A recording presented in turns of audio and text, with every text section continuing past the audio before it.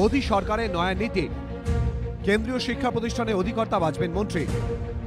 আইআইএসটি এবং এনআইটির মতো অভিজাত কেন্দ্রীয় শিক্ষা প্রতিষ্ঠানগুলির বিধি সংশোধন করে কি আসলে মোদী সরকার এটাই নিশ্চিত করতে চাইছে যে এগুলোর অধিকর্তা যেন কেন্দ্রীয় মানব সম্পদ উন্নয়ন মন্ত্রীর পছন্দ অনুসারে নিয়োগ হয়? সূত্রের খবর, আইআইএসটির স্ট্যাটিউট প্রকাশ্যে আসার পর আবার তা নতুন করে সংশোধন করা হয় এবং সেই সংশোধনীতেই জায়গা পেয়েছে অধিকর্তা নিয়োগের ক্ষেত্রে যে সিলেকশন কমিটি হবে তার মাথায় অর্থাৎ চেয়ারম্যান হবেন মানব সম্পদ উন্নয়ন মন্ত্রী। আসলে কি শিক্ষার গৈরিকীকরণ কি জোরালো করতে চাইছে বিজেপি সরকার? প্রশ্ন শিক্ষা মহলে।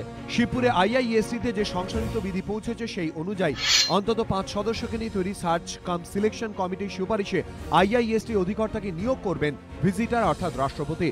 আগে সার্চ কাম সিলেকশন কমিটির চেয়ারপারসন কে হবেন তা নির্দিষ্ট করে বলা ছিল না, কিন্তু বিধি সংশোধন করে বলা হয়েছে এবারে সিলেকশন কমিটির চেয়ারপারসন হবে কাউন্সিলের চেয়ারম্যান।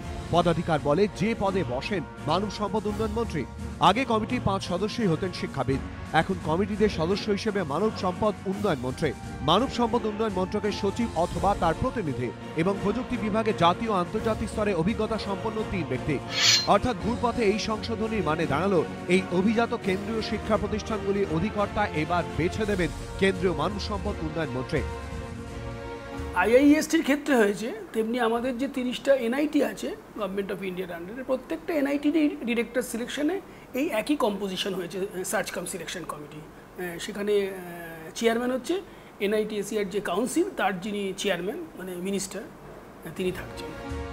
অধিকর্তা নিয়োগের কমিটিতে মাথায় রাজনীতিবিদকে বসানোর সিদ্ধান্তের মধ্যে শিক্ষায় রাজনীতিকরণে অশনি সংকেত দেখছেন শিক্ষাবিদদের একাংশ। এখানে যদি কয়েকজন এক্সপার্ট থাকে তারা একাডেমিক দিকটা দেখবেন, তারা সবটা জাজ করতে পারবেন খুব ভালো।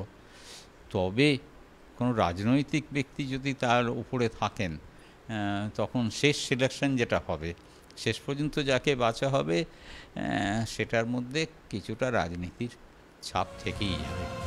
যদিও আইআইএসসি কর্তৃপক্ষ এর মধ্যে আশঙ্কার কিছু দেখছে না।